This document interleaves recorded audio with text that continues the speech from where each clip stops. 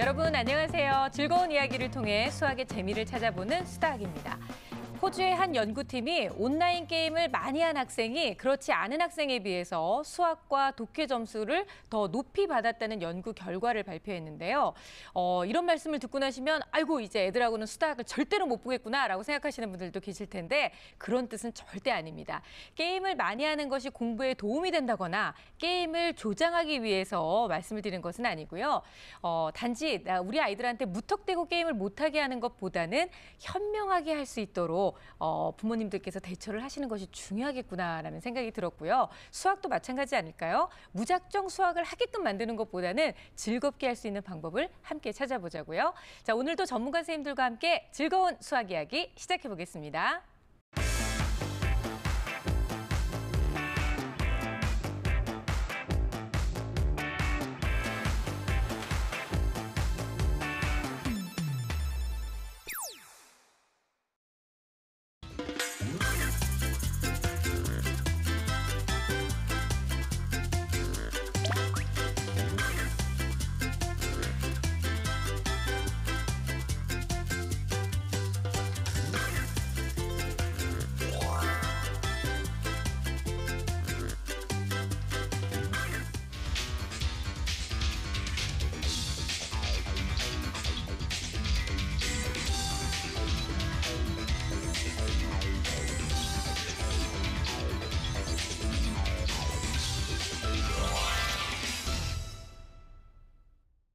이리 씨는요, 게임을 주로 안 하는 것 같아요. 게임하는 걸 한 번도 못 봤어요. 아닙니다. 저 게임 굉장히 좋아해요. 아, 그래요? 네, 얼음땡, 다방구, 땅 따먹기 게임 이런 거 너무 좋아하는데 아, 진짜요? 지금도 하고 싶은데 같이 해줄 애들이 없어가지고 없네요. 지금은 그냥 가끔 가다가 밤에 이 컴퓨터 게임을 가끔 하거든요. 네네. 근데 잠깐만 1시간만 하고 자야지 했는데 나도 모르게 또 밤을 새가지고 안 그래도 이 작은 눈이 피곤해가지고 더 작아지기 때문에 요즘에는 좀 안 하려고 하고 있습니다. 예. 제 인기의 비결이 바로 감질남이거든요. 네. 그래서 애들한테 설명하다가 그래서 여기까지 하면 이러면서 애들이 막 들려달라면서 다음 수업을 기다리거든요. 네네. 게임을 못 끊는 이유가 그런 것 같아요. 뭐 시간에 따라서 종료가 되면 이 판만 깨면 되는데 저 물량만 먹었어도 내가 천하무적인데 뭐 이런 감질남 때문에 어린이들이 게임을 못 끊는 것 같아요.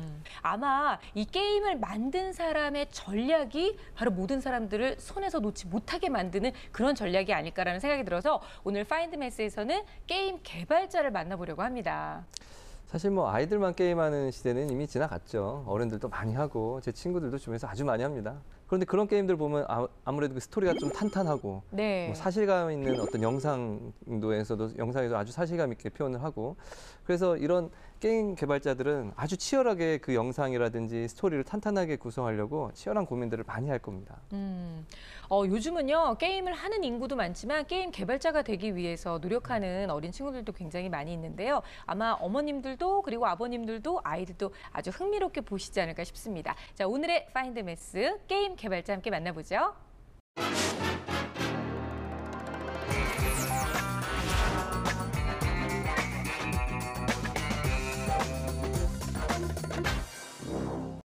모험의 세계.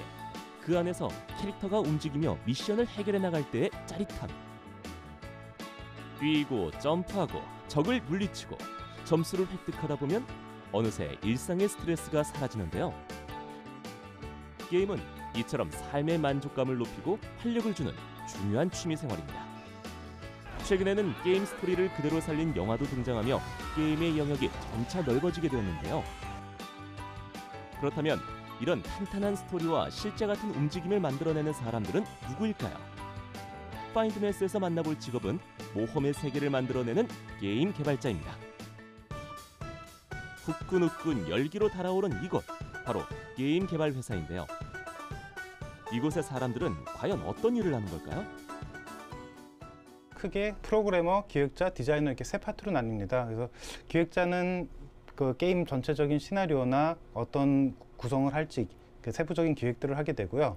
그 디자이너는 그래픽적인 부분, 그러니까 이제 어떤 캐릭터가 들어가고 어떤 배경이 들어갈지 이런 것들을 구성해가지고 그 그래픽 작업을 직접 하게 됩니다. 그리고 프로그래머는 나와 있는 기획과 그래픽을 토대로 이제 코딩을 해가지고 실제로 동작할 수 있도록 구현하는 일을 담당하게 됩니다. 즉 프로그래밍을 하게 되는 거죠. 어떤 과정을 거쳐 게임이 만들어지는지 살펴볼까요?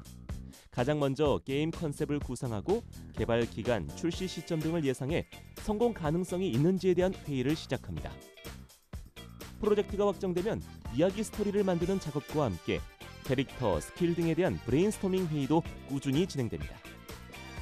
결정된 기획에 따라 게임의 캐릭터, 배경, 몬스터 등의 그래픽이 제작되고 게임에 꼭 필요한 각종 버튼이나 창들도 제작됩니다. 무엇보다 중요한 것은 캐릭터의 사실감. 개발자들은 캐릭터가 점프를 할 때 실제 중력작용과 비슷하게 보이기 위해 다양한 공식을 사용합니다. 캐릭터의 점프는 점프 함수를 통해서 제공되게 됩니다. 캐릭터의 도착 지점, 그리고 점프시 최고 높이, 점프에 걸리는 시간, 그런 변수값들을 함수에 대입해서 실제 게임상에 점프하는 모습으로 그려지게 되고요. 또 미사일을 발사하는 동작의 경우 삼각함수 공식을 사용한다는데요. 이 함수를 보시면은 상대방과의 거리를 먼저 계산을 합니다. 그리고 그 상대방과의 이제 그 저와의 각도를 계산하기 위해서 방금 만든 이 아크탄젠트 함수로 서로의 각도를 계산하게 되고요. 그리고 이제 이 각도 차에 따라서 이 미사일이 가진 능력에 따라서 각도를 갱신하게 됩니다. 미사일이 가진 능력에 따라 미사일의 각도, 길이, 높이 등이 다르기 때문에 삼각함수로 계산해야 하고 발사, 폭파될 위치까지 결정해야 하는데요. 계산값을 통해 미사일이 단순 궤도로 날아가게 할 수도, 여러 패턴으로 멋있게 날아가게 할 수도 있는데요. 확연한 차이 보이시나요? 미사일 하나가 어떻게 날아가는지에 따라 게임의 재미가 결정되기 때문에 개발자들은 수학 공식을 사용하여 다양하고 멋있는 미사일의 패턴을 만들어냅니다. 게임 개발자들의 수학 능력 정말 대단하죠? 여기서 끝이 아닙니다. 게임이 완성되면 테스트를 하는 것도 개발자의 몫인데요. 어떤 버그가 있는지, 지정된 값대로 제대로 구성이 되는지 꼼꼼하게 체크하는 것이죠. 게임 유저들이 직접 게임을 해보며 만족도나 불안 요소에 대해 확인하는 테스트도 진행합니다. 사용자가 하루에 평균 얼마의 시간을 가지고 플레이를 하고 그 플레이 안에서 무엇을 얻느냐를 맞춰서 그 시간을 기준을 잡아서 성장 곡선을 우선 1차적으로 만들거든요. 캐릭터의 능력에 영향을 주는 무기, 방어구, 장신구에 대한 그런 수치, 그리고 게임 재화의 공급, 소비, 그리고 이런 패턴들에 따라서 곡선이 이루어지는데요. 이런 것들을 분배하고 계산하고 테스트하는 과정을 거칩니다.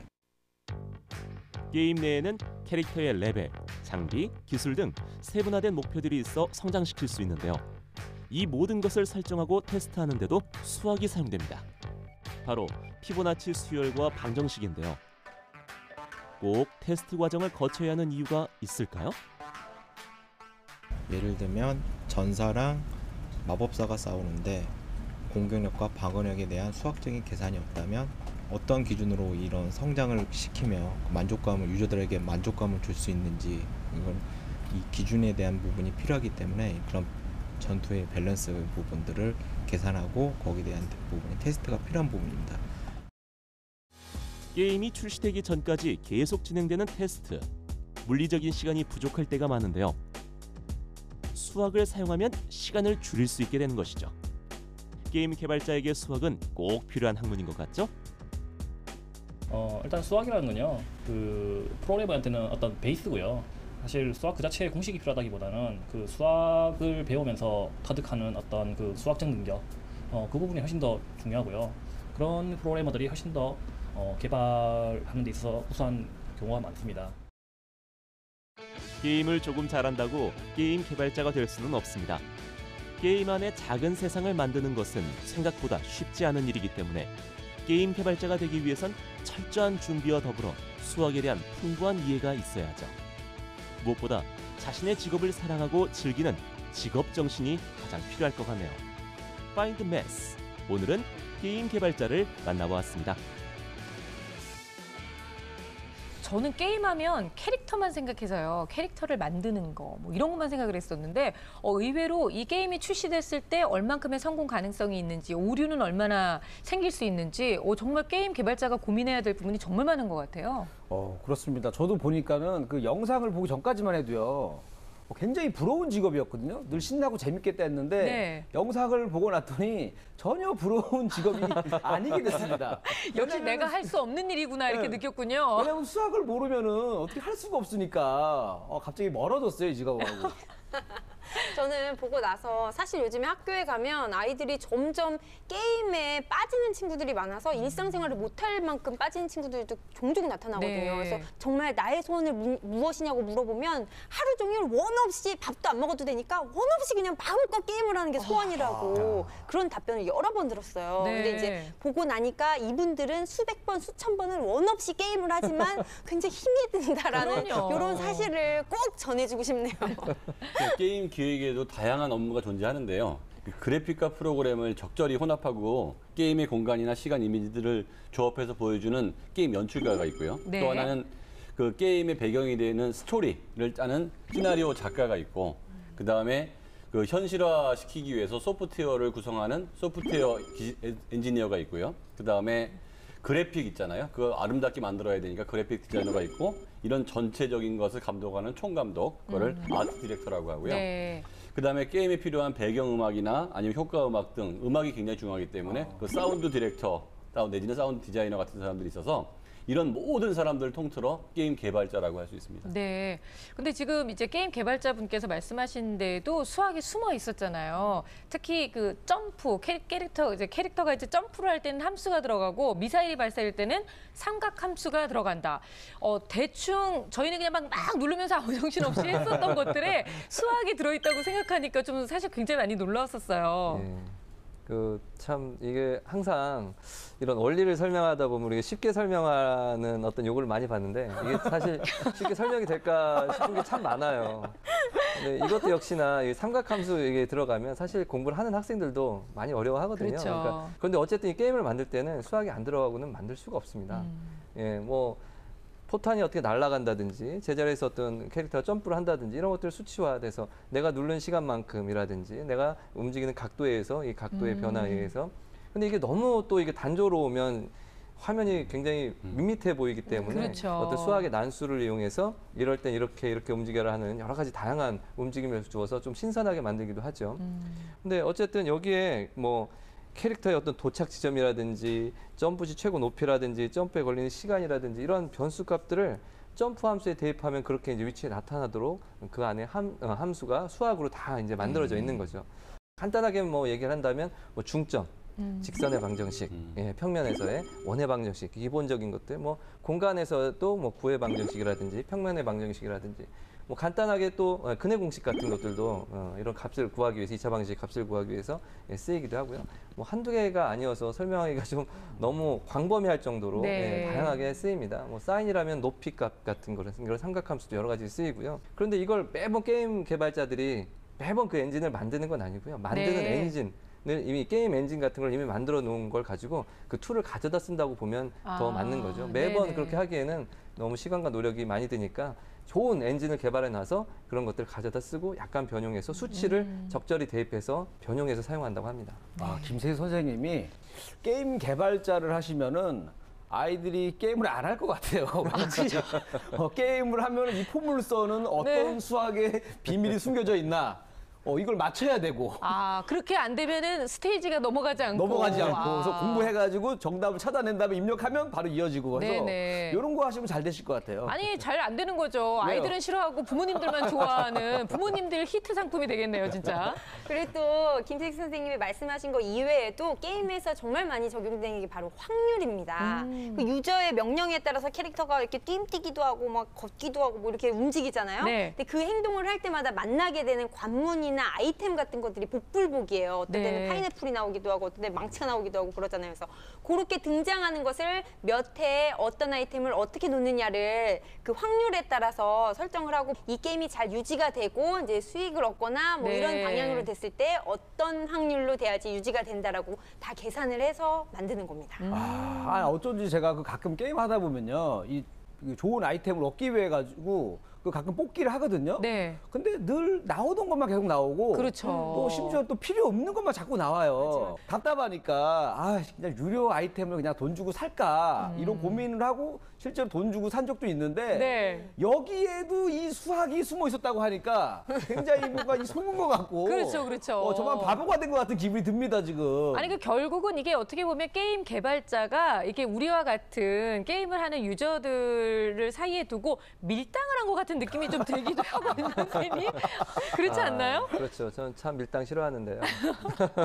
근데 아무래도 이 게임을 하다 보면 이런 게 타당하지 않을까라는 생각을 당연히 유저들도 할 것이고 그리고 개발자들도 할 겁니다. 그래서 이렇게 돈을 투자했을 때와 혹은 시간을 투자했을 때 이렇게 타당하게 이 정도 분배를 해야 되지 않느냐. 뭐 예를 들어서 아이템이 이때는 나와줘야 되고 어느 때 나와주지 말아야 되고 뭐 이런 것들을 조절을 하겠죠. 그런 것들을 하려면 사실은 유저들이 뭐 예를 들어 1000시간 정도 한다 치고 이 개발자들이 그런 걸 실제로 몇백 시간을 들여서 연습을 해보는 거죠. 반복적으로. 그래서 어떤 뭐 버그도 찾아내고 네. 여기서는 좀 안 되겠다 이러고 좀 바꾸고 뭐 그런 것들을 하겠는데 근데 게임 개발자가 이걸 몇백 시간씩 계속 반복적으로 한다는 건 정말 과정을 많이 거치는 게 힘든 일이니까 이걸 어떻게 하면 최소로 만들 것인가 이것이 이 과정에서 수학이 쓰이는 겁니다. 네. 그러니까 이 유저가 뭐 예를 들어서 아이템을 돈으로 안 쓰고 실제로 그냥 계속 사용했을 때 도달할 수 있는 목표 한계치를 어떤 구성을 해놓고 네. 그리고 그런 성장 곡선을 딱 그려놓은 다음에 그 비교를 하는 거죠. 돈을 사용한 사람과 이렇게 이제 시간을 투자한 사람과 비교를 해서 타당하게 만들어주는 그런 작업들. 그렇게 해서 아마 맵별 이걸 밸런스라고 하고 그리고 이런 경제 시스템이라고 합니다. 이런 것들을 잘 만들어주고 수차례의 테스트를 거쳐서 오류가 없도록 만들어내야 되겠죠. 바로 이게 결국 게임 개발 과정에서 수학이 바로 이런 시간과 비용을 줄여주는 엄청나게 줄여주는 역할을 한다고 할 수 있습니다. 네. 평소에도 우리 민 선생님 같은 경우에는 게임은 공부의 완전 적이라고 말씀 많이 하시잖아요. 머리 나빠진다고. 근데 오늘 얘기를 듣고 보니까 만약에 도움이 된다면 아이들한테 올바르게 게임에 대한 교육을 시키는 것도 좀 필요하지 않을까라는 생각이 들었거든요. 전 게임 개발자가 되는 거하고 게임을 잘하는 거, 게이머하고 게임 개발자는 큰 차이가 있는 거니까 그렇죠. 게임 개발자는 예. 굉장히 엔지니어예요. 엔지니어이기 때문에 그래서 우리 요새 학교에서도 프로그래밍과 코딩 교육을 어릴 때부터 시켜야 되겠다라는 걸 주장을 하고 그래서 프로그래밍을 한다는 게 이제 게임 개발자가 되는 교육이죠. 네네. 이게 이제 곧 정규교과에도 들어오게 되기 때문에 게임 산업이라는 것은 굉장히 고부가가치면서 많은 일자리를 창출하는 산업이어서 우리나라에서도 네. 지금 어릴 때부터 코딩 교육을 하고 있고 앞으로 한국도 게임의 강국이 될 가능성이 있습니다. 요즘 코딩 교육도 강화되고 이제 내년부터는 디지털 교과서도 학교에 도입돼서 사용되거든요. 네. 그래서 게임을 이용해서 학습을 하는 경우가 굉장히 권장되고 널리 이용되고 있습니다. 특히 수학 게임을 이용한 게 굉장히 각광받고 있거든요. 좀 단조롭고 지루하고 어려운 수학을 게임 풀듯이 퀴즈 형식으로 계속 풀어나가면서 하다 보면 나도 모르게 공부를 계속 그럴 수 하고 있을 것 있는 같아요. 네. 그런 게임들도 개발이 되고 있고 또 팀을 꾸려가지고 사냥을 막 해요. 그럼 단서가 나와요. 그 단서들을 찾아서 조건을 찾아서 공유하고 협의해서 어려운 수학 문제를 해결하는 그런 형식의 프로그램들도 많이 개발되고 있어서 관공서나 학교에서도 그렇게 권장하고 있습니다. 그렇군요. 사실 저도 어렸을 때 게임 되게 좋아하잖아요. 특히 저는 이제 그 슈퍼마리오 게임을 하면서 많이 배웠어요. 머리로 벽돌을 받으면 돈이 나온다. 또 버섯을 먹으면 키가 큰다. 이런 것도 배웠지만 네. 한편으로는 야 이런 슈퍼마리오 같은 게임을 내가 한번 만들어봤으면 좋겠다 이런 생각도 했는데 아마 우리 친구들 중에서도 이런 생각을 하는 친구들이 많을 텐데 이 게임 개발자가 되기 위해서는 어떻게 하면 되는지 좀 방법 좀 알려주시면 좋을 것 같아요. 예, 게임을 잘 만들려면 다양한 분야의 지식과 경험, 전쟁 게임, 네. 역사 게임, 어떨 때는 뭐 물고기한테 밥 주는 게임도 있어요. 그럼 수없이 많은 물고기의 종류도 알아야 되고 그래서 다양한 분야의 지식이 한가운데로 모이는 이제 크리에이티브한 게임 산업인 것 같고요. 그다음에 게임 개발자가 해킹이나 보안까지 잘 알아야 사실 그게 몇 년 동안 모은 아이템이 남한테 뺏기거나 문제가 됐을 경우에는 소송까지 벌어지는 경우도 있거든요. 그래서 네. 그 해킹이나 어떤 보안 프로그램에 대해서도 잘 이해를 해야 될 것 같고 그럼에도 불구하고 역시 컴퓨터 관련된 그 공부를 한 사람들이 게임을 잘 만들기 때문에 컴퓨터 관련된 학과들 그리고 최근에는 그 게임 공학과가 설치되어 있는 과도 있습니다. 아, 그렇군요. 좀 관심 가져보면 좋을 것 같아요.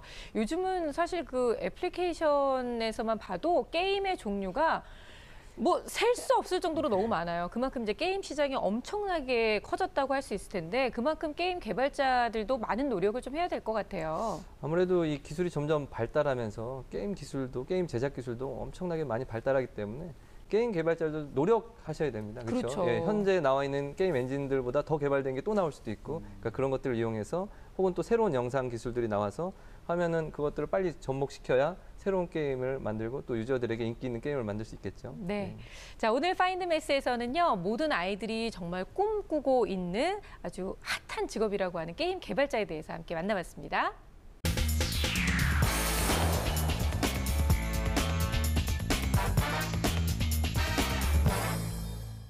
네, 시청자 여러분께서 보내주신 수학 고민을 깨끗하게 해결해보는 클리어 매스입니다. 오늘의 주인공은 중학교 2학년 여학생이에요. 사실 중학교 2학년이면은요, 그 떨어지는 낙엽만 봐도 까르르 까르르 늘 웃는 그렇죠. 아이고. 항상 기분이 좋은 나이대인데 맞아요. 이 친구들이 유일하게 웃음이 사라지는 순간이 수학 시간 때 그때만 이렇게 바뀌죠. 이따가도 아마 왜냐하면 이제 수학이 조금 어려워지는 시기이기 때문에 네. 이게 고민이지 않을까 예, 이런 생각을 해요. 제 생각에는 이렇게 수학에 노크를 할 정도면 수학을 정말 잘하고 싶다, 높은 그렇죠. 점수를 얻고 싶다라는 그 의욕과 욕망은 있는데 방법을 모르거나 아니면 해도 안 느는 경우가 있어요. 그럴 수 정말 있죠. 꾸준히 하는데도 안 느는 경우. 그래서 그 방법을 알려고 노크를 했을 것 같아요. 네, 어쨌든 뭐 열의가 있거나 아니면 방법을 알고 싶어 하거나 다 굉장히 긍정적인 사인인 것 같은데요. 과연 오늘 저희에게 노크를 해준 중학교 2학년 여중생은 과연 어떤 고민을 가지고 있는지 화면으로 함께 만나보겠습니다.